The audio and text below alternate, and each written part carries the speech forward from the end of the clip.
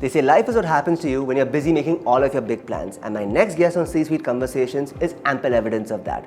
He came to India with dreams of being a film music composer and instead found fame by going from beats to burritos. Without further ado then, let's dive into a conversation with Bert Mueller, who's the founder of California Burrito.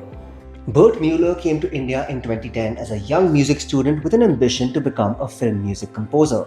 But life took him in a different direction, which led to him founding a 200 crore food business empire with California Burrito.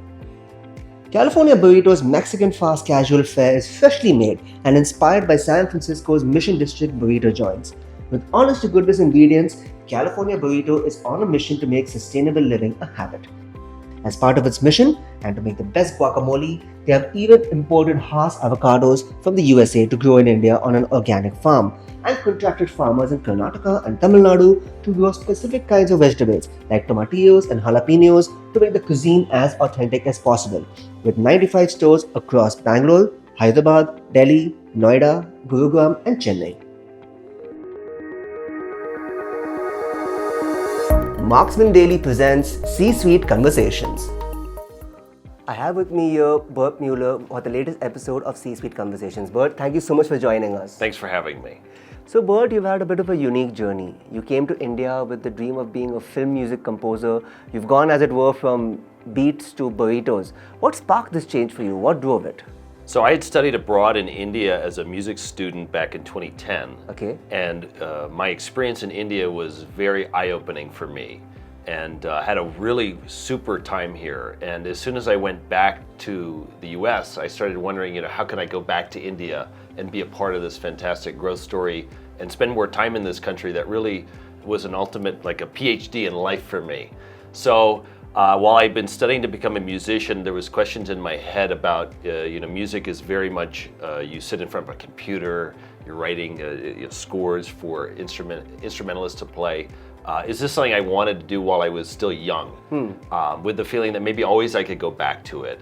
And so I took the decision that, the way to get back to India was business, and immediately started taking business school courses and then wrote a business plan and then moved here and have been here ever since for the last 13 years.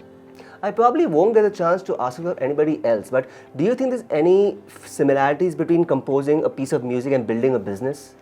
Some, in the sense that I think building a business is you have to be very in touch with reality. Okay. And I think as you're orchestrating people in a way. Yeah. With metrics and systems. In music, obviously, you're orchestrating sound. Yeah. And harmony. And so maybe there is certain aspects that are similar. I think that the food business in particular is such a sensorial business. The creativity. And some of the art that you get to experience in music also does come into food. So there are certainly more similarities than might appear to be on the surface. On the surface level. So you guys initially were pondering going with Gurugram as your initial location, and then a decision was taken jointly to go with Bengaluru. How did that impact the initial growth phase? And in today's situation, with cloud kitchens exploding, would you take that same decision again, or would you stick with the fact that you go with your QSRs because the customer experience would be impacted too much? So we were weighing between Gurgaon and Bangalore at the beginning. Interestingly enough, another person actually did do the same concept in Gurgaon shortly after we had opened in Bangalore. It doesn't exist anymore. So going back in time, I would definitely do Bangalore again. It's been really good to us as a company. I think as a business ecosystem, it's been fantastic. It's still a super fast-growing city. I think what's changed now with delivery coming in is it's made decisions on particular real estate.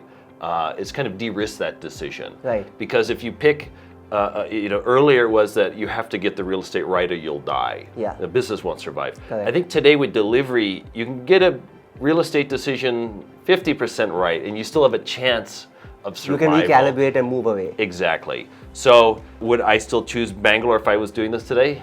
Yes, for sure. But maybe principally speaking, as long as you're a part of a fast-growing ecosystem, probably you're going to be okay. Just take a calibrated approach to your rental revenue ratio. In terms of adaptability, I've seen the brand be very, very quick to customize, to move, to pivot. How important is that to the brand, for one? And how has the brand really, adapted its offerings to resonate with the Indian palate? Well, I think that COVID taught us that agility is very important. Yeah. I think the other thing that COVID taught us is that focus is incredibly important. So overnight, we had earlier probably 70% was dine-in, 30% was delivery pre-COVID. Immediately overnight, 100% was delivery. And so all of our energy and attention went on making sure delivery was the best it could possibly be. Right. The other thing that happened with that was that to improve things, you have to do a lot of experimentation. Correct. And so, while before we had a playbook that was a tech park focused playbook, it was mainly Bangalore focused.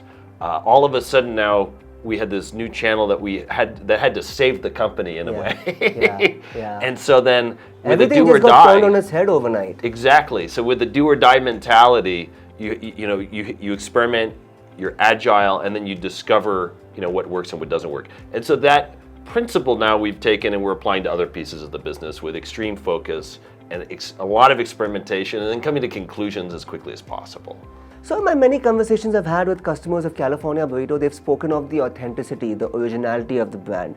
I know you grow your own Mexican tomatillos. I know you'll have an agronomist on board. Just how important is all of that piece, the agricultural piece, the authenticity to the brand? So the way that I've thought about this is probably the first 6 years of the business was almost trying to adapt to India. Yeah. The theory being that, okay, Indians want things a certain way, let's try and do what Indians want.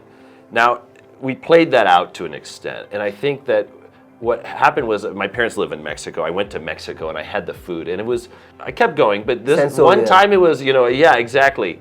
I realized that if we wanted, first off, Mexicans have perfected Mexican food, obviously. Oh yeah. So if we wanted to match that taste, of the people who created this and have perfected this, we really were missing some parts. Oh yeah. And the major thing that I felt was the agriculture was very different. The products, the ingredients were different.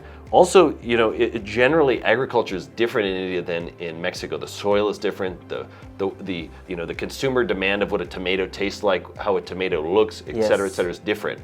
Indians usually cook vegetables. Mexicans will often eat them raw. So just by virtue of cuisine differences and the requirements of agriculture, the vegetables are very different. Yeah. So the first thing we did is we worked on Khalsa avocados. Guacamole is very important to Mexican food. We worked on tomatillos, and now we're working on things like corn, beans, chilies, and tomatoes. Actually, tomatoes was a more recent one.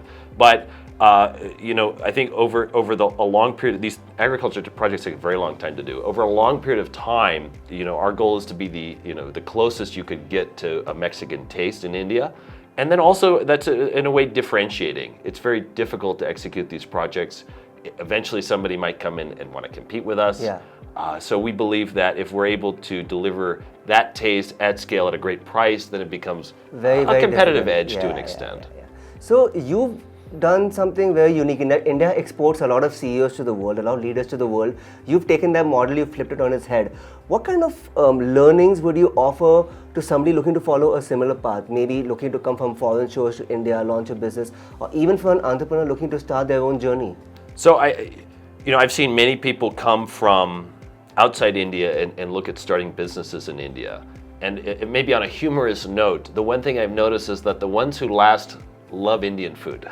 And I think there's a truth to the notion that if you really love the place, if you love the food, genuinely love it, everything will work out from there. But I can even give an example. I had a business partner who hated the food. Okay. He lasted a year. Okay. That's a long time for someone who didn't like the food. Yeah, I mean, I think if you love the place and you come in with a humble learning attitude that, hey, maybe things are a way, they're done a certain way for a reason, rather than saying, okay, things were done this way in my country, why aren't they done this way here? Right. Having humility and having love for the place, I think can lead to a great relationship, maybe in the same way any relationship would be. Right. So my advice to anybody who's looking at starting in a different country is if you don't love the food, maybe you shouldn't be starting something. Then the food is a reflection of other things. Especially if it's a food business. Especially in a food business, yeah, for sure. Pretty much. Any last words for our viewers back home, some words of inspiration, maybe an idea, something for them to go home with, so to speak? Sure. I think, for me, India has been, it's been an incredible journey, and it's a testing journey too. I'm not from India, so for me, there's a learning curve. Yeah. But my experience has been that if you take a bet on yourself and you're willing to pay the school fees and you learn, you come out much more strong on the other side. Right. And you'll make a few mistakes along the way, but if you take a bet on yourself, the returns on that are always good. So I think go out, take a few chances, take a bet on yourself, and Perfect. things will work out well in the end. Perfect. I can't imagine a better note to end the episode on. Bert, thank you so much for chatting with us. Thank you very much. Thanks for having me. Crafting a successful business calls for a recipe that's familiar with a tadka of some uniqueness. You take a smidge of inspiration, add a dollop of hard work, layer it with lots of love, and what you get in the end is something that can possibly delight and inspire all of us. I hope you enjoyed this episode of C-Suite Conversations. I'll see you in the next one.